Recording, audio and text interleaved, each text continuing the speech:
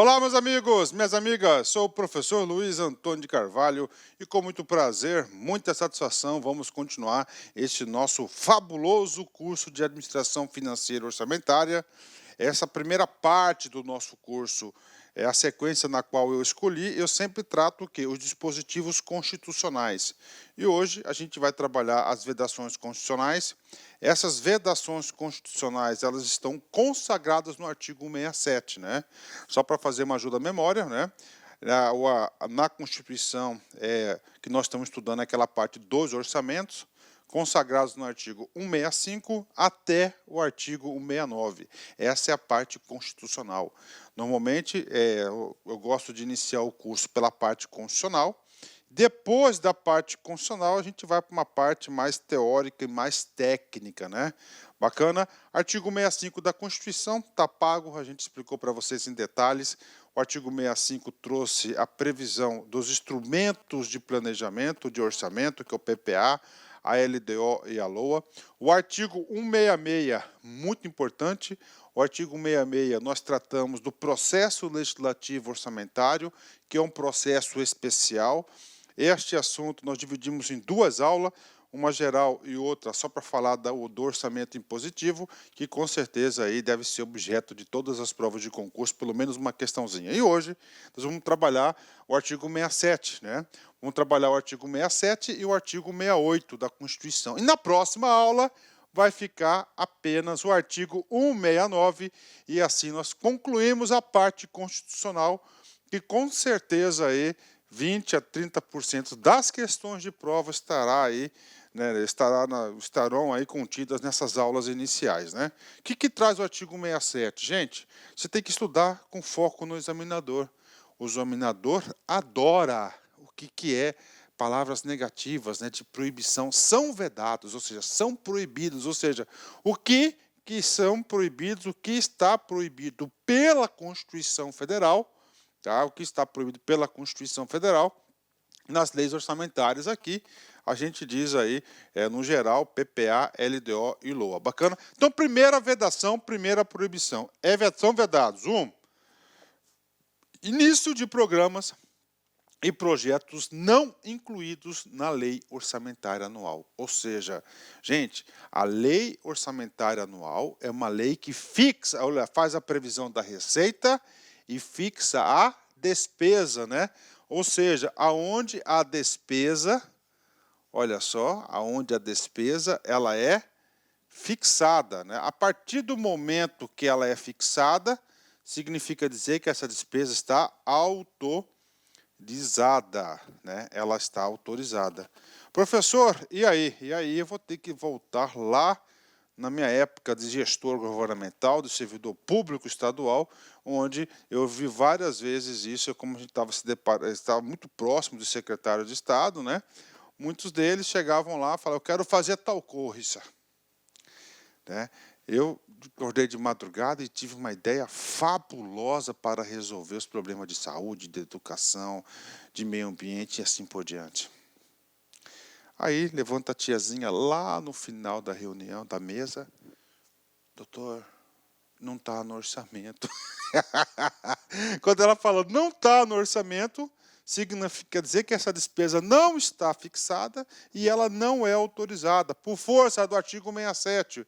O início de programas e projetos não incluídos na lei orçamentária anual. Ou seja, é vedado, é proibido. Ou seja, no artigo 67, o inciso 1º, é um caso de vedação absoluta. É um caso de vedação absoluta. Só falando aqui um pouquinho de introdução, o artigo 67, nós temos aí 11 proibições, tá? 11 vedações, ainda a gente vai estudar uma a uma elas. Este artigo, além de 11 vedações, nós temos ainda mais 5 parágrafos que a gente vai estudar também. Segunda vedação, vem comigo aqui, tá? É vedado a realização de despesas ou assunção de obrigações diretas que excedam os créditos orçamentários, né? E aí, professor? Realização de despesas, ou seja, a execução de despesas, né? E a assunção de obrigações diretas, ou seja, assumir obrigações, aqui pode ser contratuais, né, por exemplo, que excedam os créditos orçamentários. Então, a lei orçamentária, o que ela faz? A despesa ela é fixada e autorizada. E ela é fixada e autorizada no valor certo. No valor certo. Então, não pode executar e não pode assumir compromissos, tipo fazer contratos, por exemplo, com os valores superiores. Não pode exceder os créditos orçamentários. Gente, orçamento é algo, ó, ele é algo que ele é algo ali bem burocrático mesmo, tá? Aquele valor tem que seguir até aquele valor, ou seja, também é uma vedação que ela é absoluta. Bacana? Fechado? Ótimo, né? Vem comigo agora, né? Vamos agora para a terceira vedação. Na minha opinião, uma das mais importantes vedações aqui, acho que uma das mais que são cobradas em concurso público. Vem comigo. Vedação, artigo 67, inciso 3º. É vedado, né? A realização de operações de crédito. Prof, o que significa operações de crédito? É você pegar dinheiro emprestado, ok?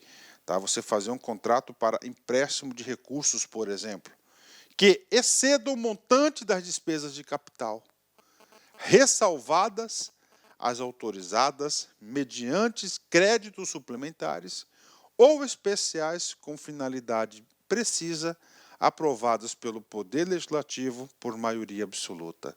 Professor, agora eu estou sentindo que o assunto está complicando. Prof, papo reto, eu sou um cara sincero, eu não aprendi nada. Então calma, para. Calma, vem comigo. A realização, a contratação, você fazer operações de empréstimos de créditos, né, que excedam o montante das despesas de capital. E aí, professor? Tá? Primeira coisa que vocês devem saber, tá? Este aqui é um curso que eu vou fazer de tudo para que você gabarite a prova. O artigo 67, inciso 3º da Constituição Federal, ele traz um assunto muito importante que é chamado de regra de ouro. Então, isso você tem que saber. Tá? Então, isso aqui, essa vedação, é uma vedação tão importante que ela foi chamada de regra de ouro. O que é ouro? Né? Ouro é aquilo que você busca, né? É a medalha de ouro, né? Primeiro colocado. Né? Então, por isso, é um dos motivos que esse assunto aqui é mais cobrado. Então, primeira informação sobre o artigo 67, inciso 3º, aqui que está hospedada a regra de ouro. Pronto, parou.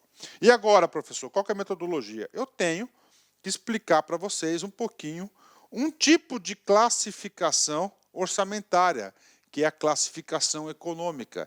A classificação econômica foi aquela trazida pelo nosso ordenamento jurídico, pela Lei 4.320. Tá? Até hoje ela vigora, com certeza. Né?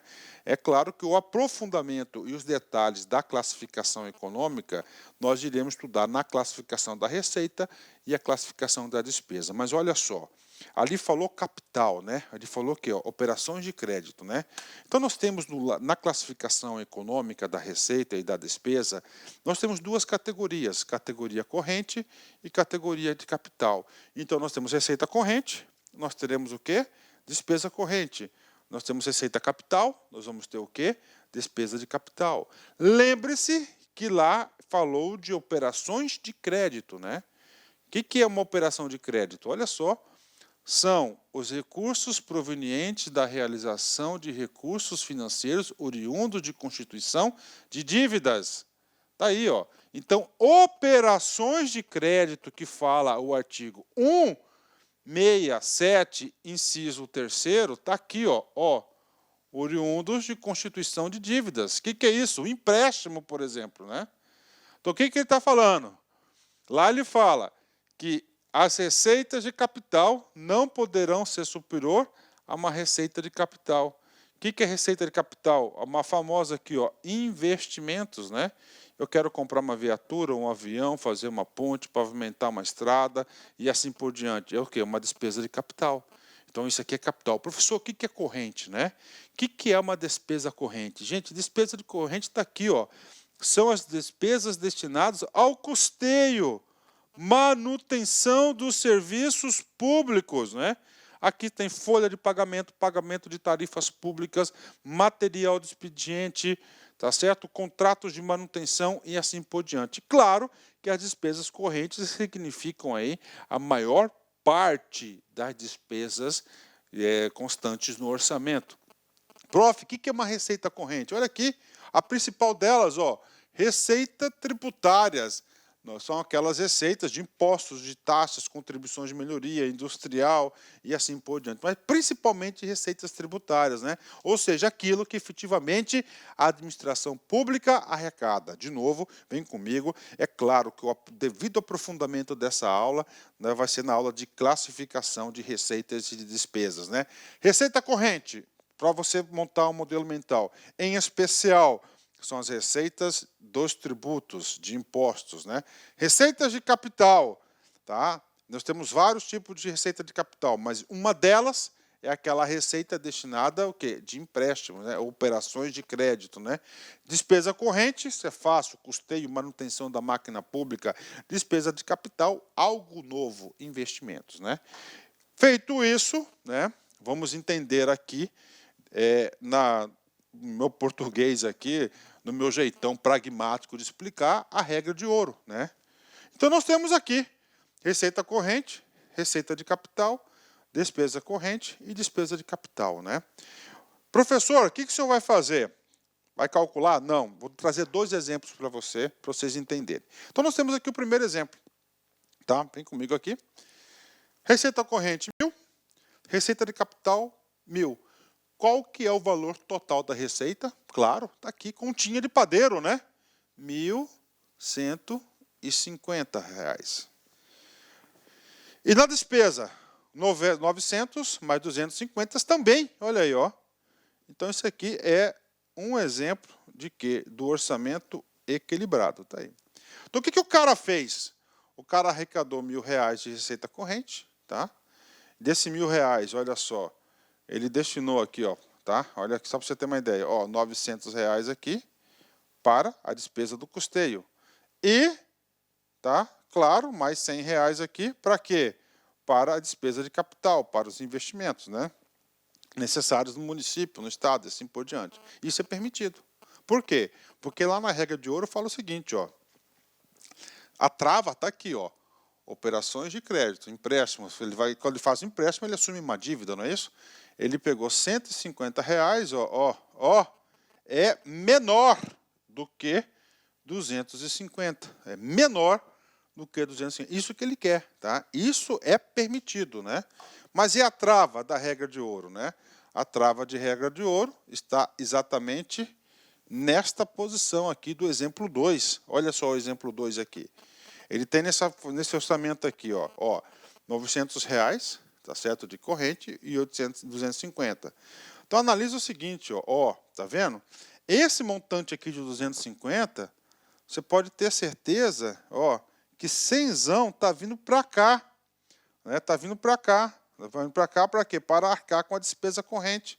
E apenas R$ 150 para cá. Isto que não pode, tá? A regra de ouro visa proibir essa conduta. Professor, mas qual que é a intenção do legislador? Ele fala o seguinte, que as despesas correntes necessariamente deverão ser arcadas pelas receitas correntes, pelas receitas tributárias, por exemplo, né? Inclusive, o ideal é o exemplo 1, tá? Que as receitas correntes superem as despesas correntes para sobrar um percentual para aplicar nas despesas de capital, para aplicar em investimentos necessários para a nossa sociedade. Isto é ideal, né? Quando acontece o caso 2, o que ele está falando? Ele está se financiando através de dívidas, né?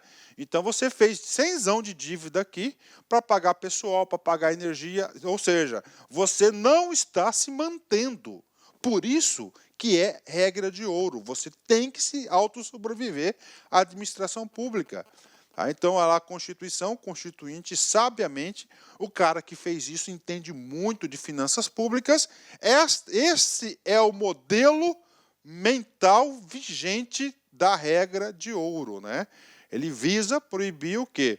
Que você busque financiamento de terceiros para pagar despesas correntes. Qual que foi a trava?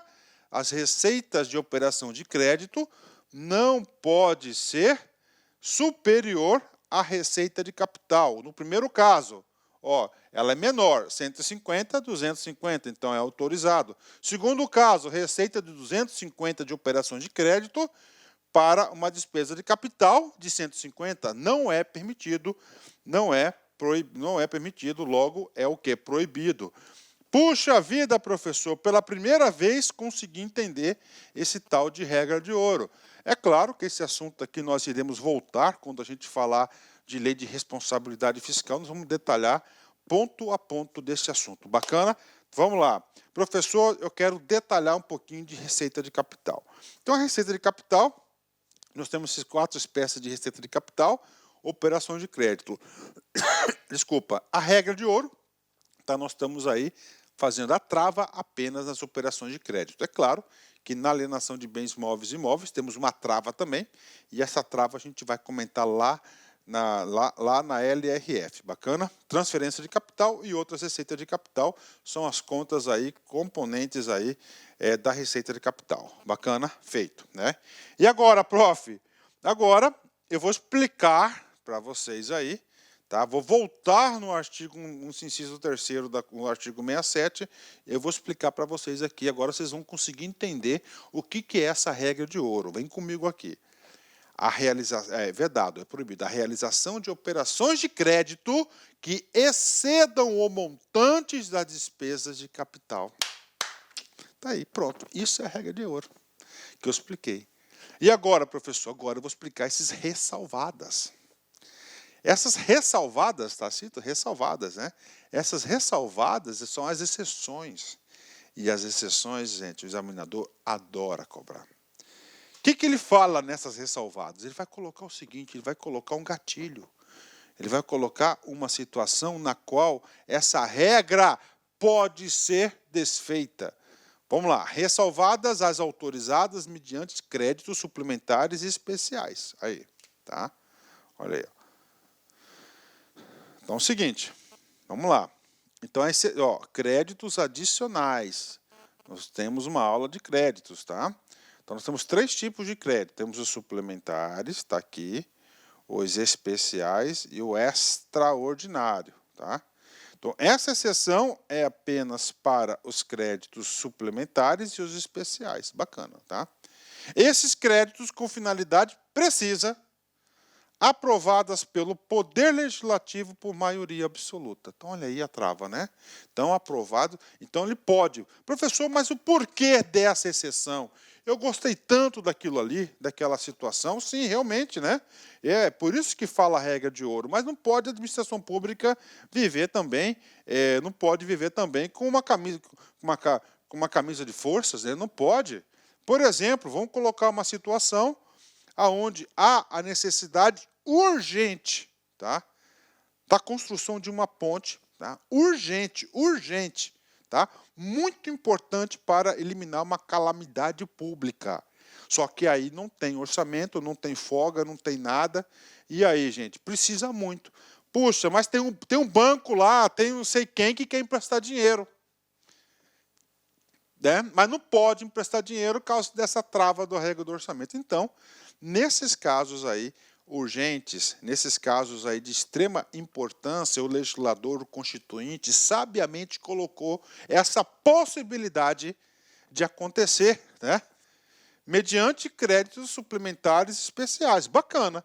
Só que aí o constituinte, ele colocou critérios bem específicos. Olha, pode, mas você pode fazer a contratação, ó, só que tem que ser com finalidade precisa. Construção daquela ponte, tal, por isso, isso. Pronto, né? Aprovados pelo Poder Legislativo, agora, questão de prova, por maioria absoluta. Né? Maioria absoluta, ou seja, colocou um quórum qualificado para aprovação. Normalmente, as leis orçamentárias, de via de regra, é a maioria simples, aqui ele colocou maioria absoluta, né? Colocou maioria absoluta aí dos membros do parlamento. Claro, em sessão conjunta. Então tá aí para a galera, tá? Isso aqui foi a sessão, né? E a lei de responsabilidade fiscal? Sim, em 2001, tá? Veio a lei de responsabilidade fiscal. Está lá no artigo 12, parágrafo 2º. O que a LRF trouxe? A LRF tentou, né? O que a LRF quis fazer? Ele quis endurecer mais ainda a regra de ouro, né? A LRF quis pegar esses ressalvados até absoluta, eliminar do ordenamento jurídico da prática administrativa do poder público. Então, vem comigo, ó. O montante previsto para as receitas de operações de crédito, bacana, não poderá ser superior às das despesas de capital constantes no projeto de lei orçamentária. Ou seja, ele deletou esse cara todo aqui. Ou seja, a LRF tirou essa possibilidade aqui, esse instrumento, essa ferramenta de casos especiais ser aprovado por maioria absoluta. E aí, professor? Claro que essa matéria chegou até o nosso Supremo Tribunal Federal. Em 2007, em caráter de liminar, o Supremo decidiu, em caráter de liminar, através da ADIM 2238, número 5. O que aconteceu? Suspendeu os efeitos do artigo 12, parágrafo 2º da LRF, tá, por inconstitucionalidade. Aqui ele estava legislando um assunto que não era de matéria, estava contrariando a Constituição. E claro que está contrariando, né? O cara aqui quis apertar o cerco mais, né? E tirando essa possibilidade aqui da maioria absoluta. Então, isso aqui é mais uma regra, a regra de ouro, cai muito em concurso, você tem que saber disso, né? Ela não é absoluta, ela é relativa. A LRF queria transformar esse dispositivo em relativo, mas ele é o quê? Ele é absoluto, aliás, ele é relativo, porque existe possibilidade de você quebrar. Qual que é a possibilidade de você quebrar a regra de ouro? É que você constituir créditos suplementares ou especiais, com finalidade precisa, aprovados pelo Poder Legislativo por maioria absoluta. Gente, esse por maioria absoluta despenca em prova de concurso. Bacana? Pago aí pra galera. Vamos treinar um pouquinho. A LESE, a Assembleia Legislativa do Ceará, FCC 2018, cargo de analista. É incorreto afirmar a chamada regra de ouro, ou seja, ele quer incorreta. Então, nós vamos ter 4 corretas e uma errada aí sobre a regra de ouro. Regra de ouro, você sabe, né, que ela está prevista na Constituição Federal, tá, o artigo 167, inciso 3º, e também lá na LRF, parágrafo 2º, né? Nós já sabemos disso, né? Vem comigo. Visa impedir a realização de operações de crédito em excesso ao montante das despesas de capital, exatamente, né? Verdadeiro, né? Ou seja, exatamente essa é a intenção do legislador. O que ele quer? Que receitas de correntes paguem as despesas correntes e sobre um pouquinho para pagar a despesa de capital. Agora, no pode é receita de capital e para onde? Para a corrente, né? Que ele nunca vai estar pagando as suas contas, vai ser um auto-engano. B, impede se respeitada o aumento da dívida pública. Falso, não tem nada a ver com dívida pública, né? Tem nada a ver com dívida pública. C, foi inicialmente lançada na Constituição de 88, sim, artigo 67, inciso 3º, e também constou, olha aí, ó, constou, né? Também constou na redação original da Lei Complementar 111, embora com algumas diferenças, verdadeiro, né? Inclusive, né, ele teve aí uma adinha aí que suspendeu os efeitos do artigo 12, parágrafo 2º da LRF. Então, verdadeiro. D, permite que a maioria absoluta dos deputados estaduais autorize operações de crédito que exceda o montante das despesas, olha, maioria absoluta, quórum qualificado, né? Despesas de capital, desde que tenha finalidade precisa, verdadeiro. Inclusive, isso aqui é a parte final que nós temos do artigo 167, inciso 3º. É importante a regra do direito financeiro para o equilíbrio das contas públicas, com certeza. Muito importante aí do direito financeiro, as finanças públicas para manter o equilíbrio. Ou seja, uma questão muito bem elaborada, uma questão aqui top de linha, tá? Gabarito incorreto, letra B de bola, né? Incorreto porque nós queremos que achar a incorreta, né? Bacana, 10, né? Ótimo, vamos lá, continuando.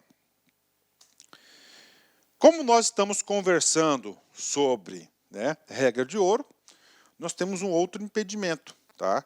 O artigo 67 da Constituição, nós temos 11 incisos. tá? Nós já estudamos 3, agora seria para estudar o 4º, mas eu vou pegar lá o 10º e antecipar. Vou trazer ele para cá porque a gente vai falar um pouquinho algo que tenha a ver com a regra de ouro, né? Então é vedado, é proibido. Então, olha só, tá? Transferência voluntária, tá? De recursos, a concessão de empréstimos, olha aí, concessão de empréstimos, inclusive por antecipação por receita orçamentário pelos governos federal, estadual para o pagamento de despesa com pessoal ativo e inativo pensionista dos estados, DF e dos municípios, né? Gente, vem comigo, ó, para despesas com pessoal. Essas despesas com pessoal aqui são despesas correntes, tá? Dentro lá do detalhamento das despesas correntes, a gente tem as despesas com pessoal. Bacana, 10. Então, o que ele fala? Transferência voluntária, né? Ou seja, vamos supor que o município ou o estado fez um convênio com o governo federal, tá? Fez lá um convênio, e ele vai receber recursos, né? Por exemplo, receita, vai ser uma no município, esse recurso vai ser uma receita, outras receitas correntes, né? Lá na União vai ser uma despesa, Então, entra o município como receita, está entrando dinheiro, receita corrente. Ô, professor, receita corrente, pode gastar com receita corrente? Pode. Só não pode gastar receita corrente, a categoria pessoal, tá? Concessão de empréstimos, tudo bem.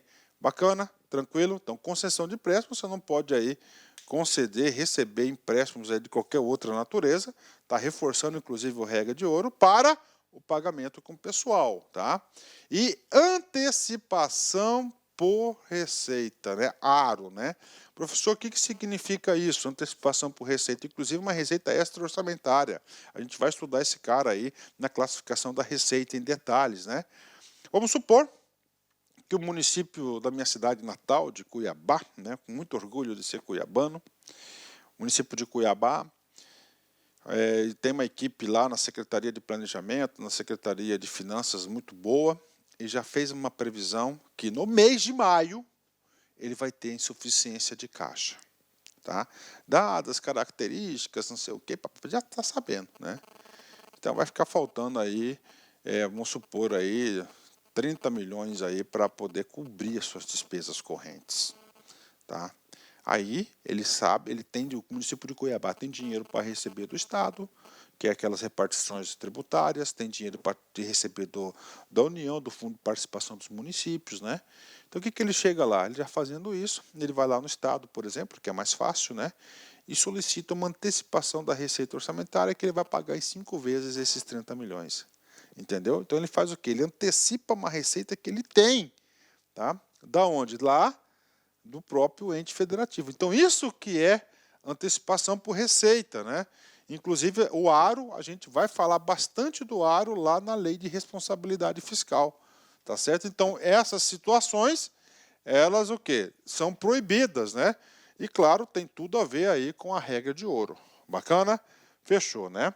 E agora, professor? Agora a gente vai para a 4ª proibição, tá? A 4ª proibição. Essa proibição aqui, gente, é vergonhoso explicar, né? Porque é uma proibição que tem não sei quantas autorizações, ou seja, a ideia é muito boa, mas ela colocou muitas situações aí de exceção. Então, o que é proibido? Vincular a receita de impostos. A primeira coisa, não é tributária, não são taxas, contribuições, é o quê? Receita de impostos. Quem avisa, amigo é. O examinador pega esses detalhes, tem que saber. Então, receita de impostos. Eu já disse e já vou reafirmar a vocês. Passa em concurso público aquele aluno que consegue fixar mais conteúdos, né? A cabeça do examinador é quase a mesma, vai seguindo a mesma linha, o modus operandi, né? Então, o que ele quer fazer? Ele quer o seguinte, né? Eu vou pegar, por exemplo, o imposto de renda, tá? Eu vou destinar aí a 1% para os ex-combatentes da Marinha, né? Nada contra essa categoria, tá? Estou dando um exemplo que veio na minha cabeça agora aí. Eu tenho um colega meu que que é um ex-combatente da Marinha, ele veio na minha cabeça agora, eu mandei para ele 1% do imposto de renda. Está aí. Ou seja, ele carimbou a receita de imposto para aquele fundo lá, para essa despesa específica, E aí, professor, não pode, né, para essa despesa, para órgão, tá? Fundo ou despesa, não pode fazer carimbar. Por quê? Porque se deixar solto, cara, todo mundo vai querer pegar um percentualzinho, uma pequena uma fatia de impostos, né? Prof, por quê, prof? O legislador, o constituinte, colocou receita de impostos, né? Gente, porque as receitas de impostos aí, vou chutar um número aí, significa mais, de 70% do valor arrecadado aí, tá? Então, ou seja, a maioria esmagadora dos recursos provenientes para a administração pública são receitas de impostos. Então, ele tentou falar, opa, isso aqui vai ser o quê? Sagrada, né? Vai ser sagrada aqui essa receita. Então, esta é a intenção do Constituinte quando criou essa vedação do inciso 4º. Só que ele mesmo, né, já trouxe o quê? Diversas exceções, né? Vem comigo. Inclusive, esse cara aqui é chamado de princípio da não vinculação ou da não afetação, tá? Então, princípio da não vinculação e princípio da não afetação. Vem comigo aqui. Ressalvadas a repartição da arrecadação de impostos do artigo 67, 157, 158 e 159. Professor, repartição da arrecadação de impostos. Por exemplo, no estadual, IPVA, né, nosso carrinho lá, 50% do IPVA vai para o município, 50% para o estado. Tudo bem, né? Então, é IPVA o imposto, tudo bem. Então, e aí ele vinculou lá o repasse constitucional. Então, está fora, ok. Próximo, a destinação às ações de serviço de saúde. Então, nós temos um percentual de 15% aí das receitas de impostos que são destinadas à saúde. Então, retirou já, ele então pode vincular nesse caso, né? Outro que pode vincular, a destinação de recursos para a manutenção do desenvolvimento do ensino, 25%. Os recursos para a atividade da administração tributária, né? Este caso aqui é um privilégio que tem uma prerrogativa que tem a carreira do fisco, né? Que é que ele pode estar vinculando um percentual da receita de impostos para a administração tributária. A ideia é o seguinte, que esse é um setor prioritário do governo que não pode parar porque é da arrecadação. Já a pessoa se quebra a arrecadação, pronto, né? Para o Estado. Mais um, a prestação de garantia e as operações de crédito, olha aí, né? Então, você pode, né, tá vinculando, né, as suas receitas, antecipar suas receitas para o aro, né? E para a prestação de garantias, né? Como assim, professor? Prestação de garantias, né? Você vai lá, pega um dinheiro lá do Banco de Boston, né? Já aconteceu muito isso, né? Já vi muitos estados aí. O Banco de Boston na 2012, 2013 aí. Não só ele, outros bancos americanos também, o dólar estava sob controle, né? Nossa moeda estava bastante estabilizada na época. E aí ele andou emprestando dinheiro aí para vários estados e municípios, né? E aí o cara colocou como garantia a receita de impostos. Pô, louco! Professor, o que é o artigo 165, parágrafo 8º, né? Isso aqui é uma das exceções do princípio da exclusividade, a gente vai falar nos princípios orçamentários, tá certo? Inclusive, é o único dispositivo que eu não falei ainda, mas a gente vai falar esse cara no decorrer, né? E, finalmente, nós temos aqui mais um cara aqui, que é a prestação de garantias e contra-garantias à União e para o pagamento de débitos com esta, né? Então, temos aí o pagamento do débito com esta. Então, é o seguinte, na União, para mim, esse princípio não serve, né? Posso vincular todas as suas receitas de garantias e contra-garantias, né? Ou seja, este aqui é uma vedação totalmente relativa. Olha quantas exceções nós temos aqui só dentro do mesmo contexto do inciso 4º, né? E para aproveitar esse assunto, nós vamos ter que ir lá no parágrafo 4º, né? A gente vai ter que ir lá no parágrafo 4º, já vou explicar o parágrafo 4º para vocês aqui. Tá? Nós sabemos que o artigo 167, nós temos 11 incisos e 5 parágrafos. O primeiro parágrafo 4º eu já vou antecipar porque tem a ver com isso aqui. Olha só, nós estamos estudando o quê? O princípio da não afetação, a proibição de vinculação da receita de impostos a órgão, fundo e despesa, né? É permitida, olha só, é permitida, está concedendo autorização, é permitida a vinculação de receitas próprias geradas pelos impostos a que se referem os artigos 155 e 156. Parou! Ou seja, o que está falando aqui? Ó? Vou colocar esse Z assim para a gente explicando em detalhes, né? 155, ICMS, impostos estaduais, ICMS, ITCM, né? Causa-mortes, IPVA, são impostos o quê? Estaduais. Gente, 156 são os impostos municipais, ITBI, INSS, IPTU, são os impostos, então falando que é permitido, né, que os estados, claro, dentro dos seus impostos e os municípios dentro dos seus impostos, né? Ok.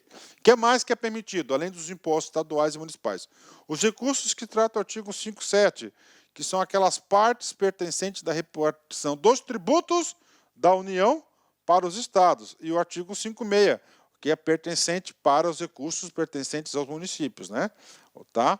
É a repartição das receitas. Qual que é a ideia da Constituição? A Constituição Federal centralizou bastante a arrecadação nas mãos da União. Tá? E através dos artigos 158, 157 e 158 reparte parte desses recursos. Né? E, 159, Fundo de Participação dos Estados e o Fundo de Participação dos Municípios, né? Tá aí, para. Então, eles podem pegar esses recursos, né, que já expliquei para vocês, para quê?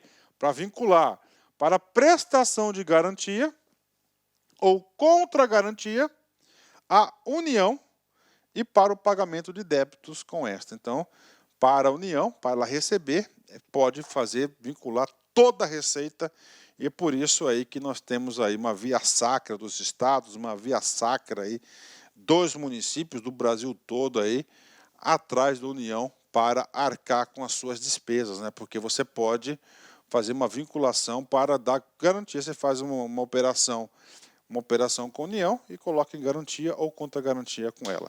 Então, mais um caso aqui de uma vedação relativa ao princípio da não afetação e da não vinculação. Bacana? Vamos lá, vem comigo, terminando a aula. Inciso 4, quinta vedação. Abertura de crédito suplementar ou especial sem prévia autorização legislativa e sem indicação de recursos. Opa! E aí, professor? Importante, vem comigo aqui. Então, nós temos aqui, crédito adicional. 3 tipos. Primeiro, suplementar. Segundo, especial. E o terceiro, extraordinário, tá? Esses dois aqui necessitam o quê? Autorização legislativa, mais indicação de recursos, tá aí, né? Perfeito, né? E esse outro terceiro, ele é extraordinário, ele é urgente, calamidade pública, guerra, não sei, comoção interna. Então ele é urgente, tá? Então se ele é urgente, no caso aqui, ele pode, por exemplo, o ministro pode editar uma medida provisória aqui e não precisa indicar recursos, porque até esperar recursos já acabou a urgência. Então, essa aqui é que está falando abertura de crédito suplementar ou especial, sem prévia autorização legislativa e sem indicação de recursos, né? Agora, é claro, né, vocês já viram aí que esse tal de crédito adicional aí cai bastante concurso público, vocês vão ter que assistir nossa aula aí de crédito adicional, com certeza. Ou seja, isso aqui é uma vedação absoluta, não tem exceção. Então, para os créditos suplementares especial, tem que ter autorização legislativa e tem que ter a indicação de recursos necessários, ok? Vem comigo. Item 6º, muito importante, tá? Olha só, a transposição é vedada, é proibida. A transposição ou remanejamento ou a transferência de recursos de uma categoria de programação para outra, de um órgão ou para outro. Professor, transposição, remanejamento, transferência. Sim. O Poder Legislativo foi lá e aprovou o recurso, né? Foi lá para o FIES, por exemplo, o programa FIES lá, foi lá e aprovou R$1 bilhão do FIES. certo? Está lá, está aprovado. E aí, o governante espertinho, ele fala assim, não, educação não é importante. Eu vou remanejar este recurso. Tá? Eu vou transpor esse recurso. Tá? Eu vou transferir este recurso para outra coisa, tudo menos fiéis. Ou seja, o auto-engano. Se o cara fizer isso, o que ele está fazendo? Um estorno. Então, isso aqui é o princípio da proibição do estorno de verba. Princípio da proibição do estorno de verba. Professor, explica mais um pouquinho esse tal de transposição, remanejamento, tá? Ele é relativa, por quê? Porque nós temos aqui dois casos, tá?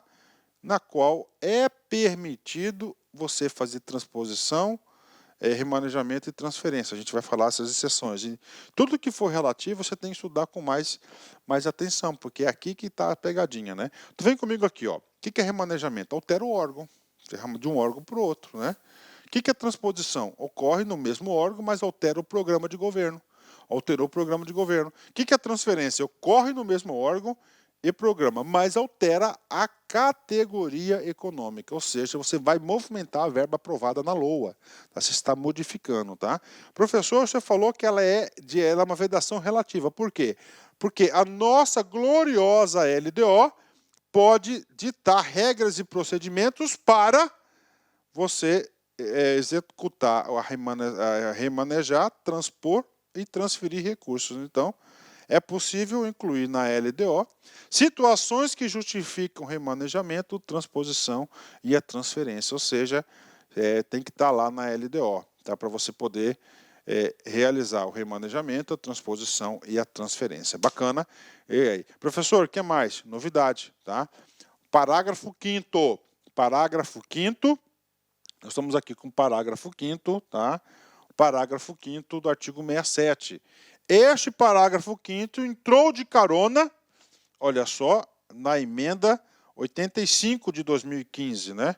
O que diz essa emenda? A emenda 85 de 2015, né? Tá? Professor, o que significa esse cara aqui?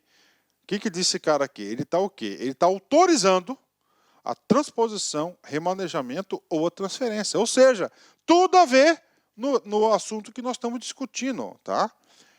Para que ele está autorizando? Ó, de recursos de uma categoria de programação para outra poderão ser admitidos no âmbito das atividades de ciência, olha aí, ciência, tecnologia, ó, e inovação. Com o objetivo de viabilizar resultados de projetos restritos a essas funções, mediante ato do Poder Executivo. Ó, ato, ou seja, por um decretinho do presidente aí, ele pode transpor, remanejar ou transferir recursos, né? Ou seja, uma exceção aí ao estorno, à proibição de estorno de verba. Sem necessidade prévia, ó, foi bem claro, ó, sem, olha que coisa interessante, ó, sem necessidade da prévia autorização legislativa prevista no inciso 6º deste artigo. Então tá aí para a galera. Prof, então é um caso de quê? De vedação relativa. Professor, mas por que isso? Uma emenda constitucional para fazer isso? É clara, gente, vem comigo. Ciência, tecnologia, inovação, é muitos projetos, não é isso? Muitos projetos. Então, o cara começou um projeto lá em janeiro, fevereiro, por exemplo, e em março ele já percebeu que a sua linha de pesquisa seria fracassada. Seria fracassada. Tá? Não ia dar lugar nenhum. Então, o que vai acontecer? Ele vai priorizar para outra linha de quê? De pesquisa, e sem orçamento você não faz nada. Então, o que o cara fez? O que o legislador fez? O que o Constituinte quis fazer? Para a ciência, tecnologia e inovação, a regra de proibição de estorno de verba não pode, mas você tem que colocar sempre no mesmo órgão, tá? Não vai poder você ir para... você não vai poder andar muito aí. Bacana? E aí, cai em concurso? Olha... Liquiguais, Ciência Gran Rio, 2018, cargo de auditoria. Quando a Constituição Federal veda a transposição, ou remanejamento, ou a transferência de recursos de uma categoria de programação para outra, ou de um órgão para outro, sem prévia autorização legislativa, está sendo caracterizado o princípio financeiro da proibição de estorno. Ele não quer estorno. Quando ele não quer estorno, o que ele deseja? Ele deseja que aquele recurso que for aprovado no orçamento, né, lá no orçamento, ele seja executado de acordo com a vontade do povo, né, daquele. Não quer deixar margem aí para o gestor aí fazer o que quiser com o orçamento. Bacana? É claro que isso aqui está no artigo 67 da Constituição, inciso 6º, né? Inciso 6º. Bacana. Letra E, questão top da LAC, né? 7, né? Muito importante. A concessão ou utilização de créditos ilimitados, ou seja, é proibido a concessão ou a utilização de créditos ilimitados. Prof, o que é isso, cara? Cara, o orçamento tem valor. Então, você fica restrito ao limite estabelecido na LOA. Ou, claro, em uma lei de créditos adicionais que vai adicionar os créditos originários da LOA. Então, isso aqui não tem mitigação. Isso aqui é uma vedação absoluta ao orçamento. 8. A utilização de recursos dos orçamentos fiscal e da Seguridade Social para suprir necessidade ou cobrir déficit de empresas, fundações de fundos, né? Sem autorização legislativa específica. Professor, explicação. Orçamento fiscal, você já sabe, né? É da administração direta, dos poderes, né? Isso, dos ministérios. Seguridade Social, Previdência, Saúde e Assistência Social. Ok. Para suprir necessidades ou cobrir déficits de empresas, fundações e fundos, né? Então, você não pode, tá, retirar recursos do fiscal e nem da Seguridade para cobrir déficits, né? Foi bem claro, gente, você não pode para quê? Olha o objetivo aqui, Então, significa que a empresa está deficitária, significa que a fundação está deficitária ou o fundo está deficitário. Você não pode fazer isso, é uma proibição. Ok. Sem autorização legislativa específica, né? Você não pode, mas tá, você vai poder, para você pode, mas não pode, linha geral, mas tem uma exceção. Você pode solicitar ao Poder Legislativo autorização legislativa específica, né? Olha que detalhe aqui, né? O que significa autorização legislativa? Primeiro, uma lei. Tem que ser revestida de lei essa autorização, tá?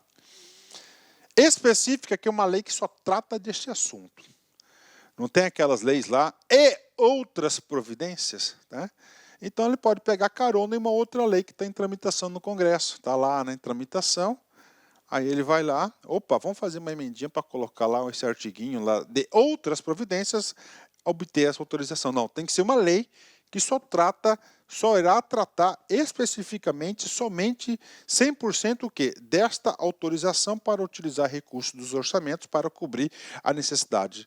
Tá. Se é sem, com autorização, pode, né? Ou seja, aqui, claro, é uma vedação relativa.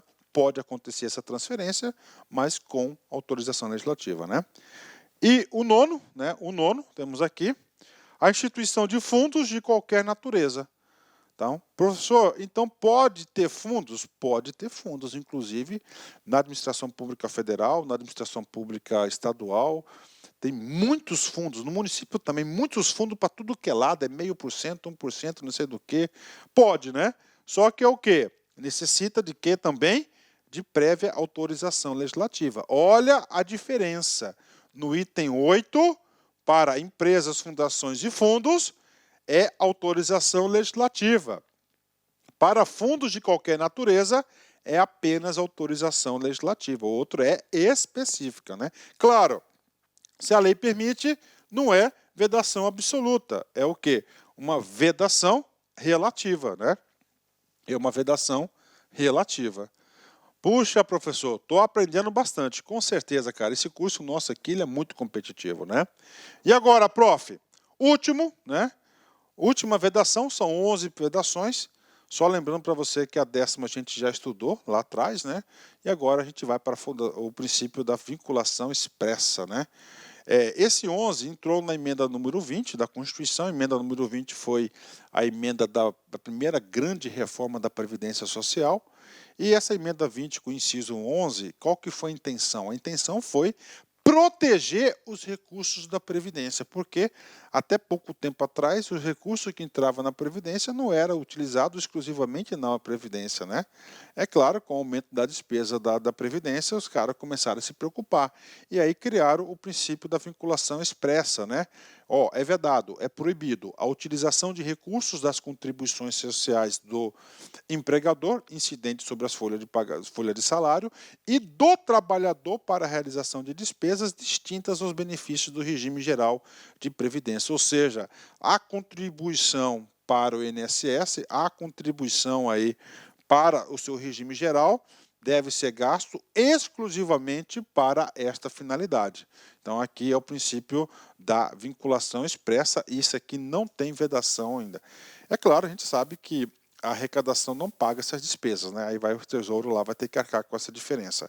Bacana? Pronto. E aí, professor? Agora a gente vai para os parágrafos. São 5 parágrafos, a gente já estudou 2 ou 3, vamos estudar aqui o restante, né? Parágrafo primeiro. Nenhum investimento cuja execução ultrapasse um exercício financeiro poderá ser iniciado sem prévia inclusão no plano plurianual ou lei que autorize a inclusão sob pena de crime de responsabilidade. Ou seja, todos os investimentos da administração pública que for superior à execução de um ano, obrigatoriamente tem que estar lá no plano plurianual, que é o nosso planejamento tático, planejamento estratégico de médio prazo. Então tem que estar lá. Este assunto foi exaustivamente aí, tá, conversado com vocês aí lá na aula do PPA. Tem exceção? Não tem exceção. Detalhe, o governante que descumprir, crime de responsabilidade nele. Parágrafo 2º, tá? Os créditos especiais e extraordinários, olha aí, especiais e extraordinários, né? Então você tem aqui, ó, os créditos adicionais. Nós temos aqui, ó, vamos colocar aqui, suplementares, especiais e o terceiro, extraordinário. Nós estamos falando só desse grupo aqui. Ó.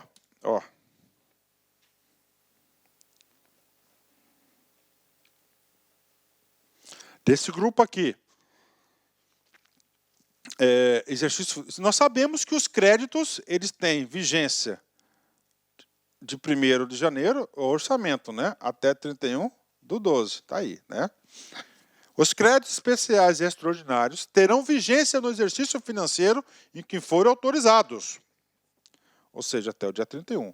Salvo, olha a exceção aqui, ó, se o ato de autorização for promulgado nos últimos 4 meses daquele exercício. Opa, se foi aqui até os 4 meses, né?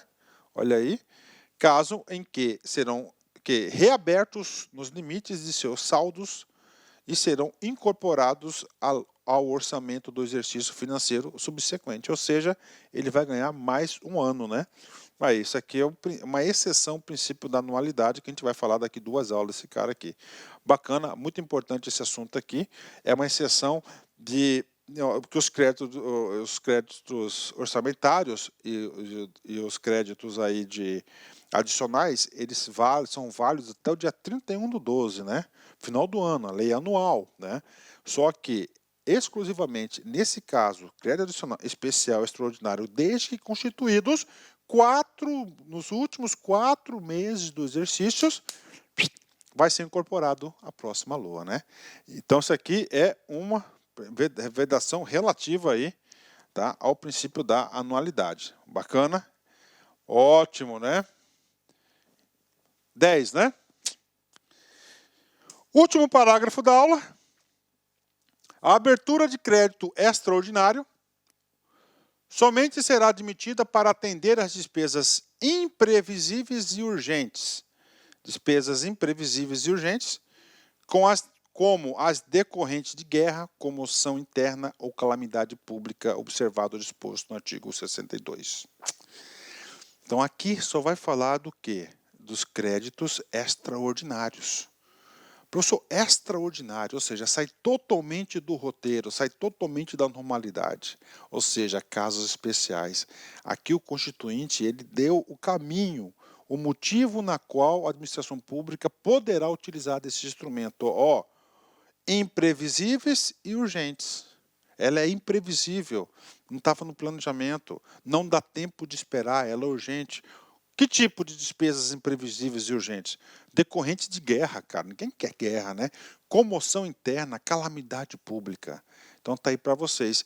E essa abertura, de acordo com o artigo 62, ou seja, é permitida, é o único caso das leis orçamentárias, tá? Que ela pode ser editada através de medida provisória, MP, olha aí, cai muito em concurso, o cara vai cobrar isso. Então você tem que saber, moral da história, você tem que entender que os créditos extraordinários é o único caso que pode ser constituído pela edição de medida provisória, de acordo com o artigo 62 da Constituição Federal. Tá? Então isso aqui é uma vedação absoluta, tá? Absoluta. Tá? Então, somente os créditos extraordinários que podem ser objetos dessa prerrogativa, somente eles. Tá? E aí, professor, artigo 167, pago. Agora a gente vai para o artigo 68 para aproveitar aí essa aula. É claro que é o artigo 68 da Constituição, a gente vai falar bastante na execução orçamentária, gestão de programas, né? O que diz aqui? Aqui fala do 12º dos poderes, né? Os recursos correspondentes às dotações orçamentárias compreendidas nos créditos suplementares e especiais, ó, dotações orçamentárias, a LOA, mais aqueles adicionados à LOA através dos créditos suplementares e especiais, destinados aos órgãos. A quem? Gente, o executivo, ele é o gestor do orçamento, da LOA, né? Na LOA é uma LOA só, que lá na LOA nós temos a parte que cabe aos poder legislativo, poder judiciário, Ministério Público, que está dentro do orçamento, e Defensoria Pública. São os órgãos que têm autonomia administrativa e financeira, né? Serão-lhe entregues até o dia 20 de cada mês. Então, a data de repassar o famoso dinheirinho do 12º é até o dia 20 de cada mês. É o 12º, né? Ó. Em 12º, né? O 12º, né? Aí, 1/12, né?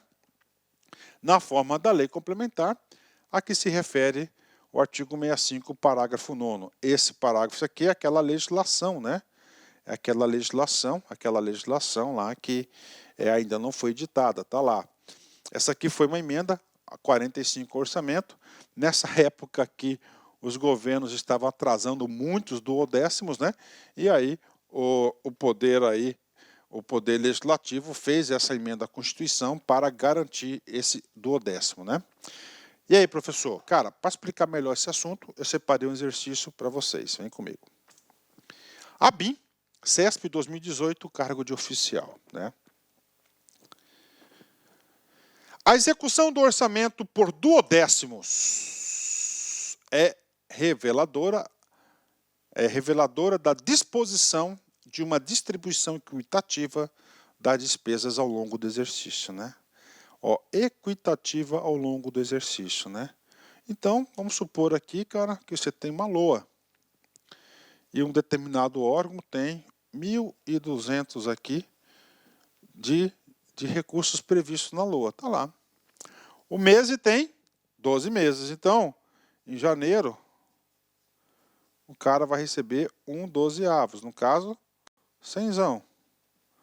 Aí vai mês a mês até chegar, não é isso? Entendeu? 100 dá 12. Isso é uma distribuição equitativa. Mas e aí, professor? Certo ou errado? Questão difícil demais, cara. Questão de interpretação, questão de pegadinha. Tudo bem, isso aqui está lá. Só que aconteceu o seguinte, cara. No mês de fevereiro, a arrecadação caiu. Caiu. Não se manifestou, o governo, a União, está sem recursos. E aí? Aí o duodécimo do mês de fevereiro, ele vai passar 40. Eu pergunto, ele pode, tá? Ele pode passar 40 no duodécimo de fevereiro? Pode. Ele tem que passar, é sempre até o dia 20, um recurso, tá aí. Então tá errado, não é uma distribuição equitativa da despesa do orçamento, tá? Na verdade, esse duodécimo ele fez a intenção de marcar um dia para o repasse, né? E aí, o que eu digo para vocês recentemente aí? Se fosse assim, tá? O que nós temos aqui? Nós temos vários estados que estão atrasando muitos duodécimos dos órgãos, do executivo, do legislativo, do judiciário, da defensoria pública. A defensoria pública é o que ele mais gosta de atrasar, né? O governante, né? Então ele atrasa alegando isso. É claro que o cara lá faz claro que o órgão lá ele faz um orçamento esperando receber esse recurso, né? Então ela está errada, né? Não é uma disposição de distribuição equitativa das despesas, né? Não é bem assim, é uma ideia de planejamento, né? Equitativa seria 100 todos os meses, né? Aí não é assim que funciona. A gente sabe que as contas públicas elas são complicadas. Errada. Pronto, terminamos aí essa magnífica aula aí, essa nossa magnífica aula sobre vedações do orçamento. Na próxima aula vai ser a nossa última aula da parte constitucional, que nós vamos estudar o artigo 169 da Constituição Federal, né? Mahatma Gandhi, né? Um dos melhores que eu gosto, né? O dinheiro faz homens ricos. O dinheiro faz homens ricos. O conhecimento faz homens sábios. E a humildade faz grandes homens, né? Então, 3 tipos de homens, né? Homens ricos, dinheiro faz homens ricos, o conhecimento faz homens sábios e a humildade faz grandes homens. Então, você tem que escolher. Você quer ser um homem rico? Você quer ser um homem sábio? Ou você quer ser um grande homem? Humildade, né? Humildade, grandes homens, né? Forte abraço, fique com Deus, até a nossa próxima aula. Se você fui, tchau, tchau.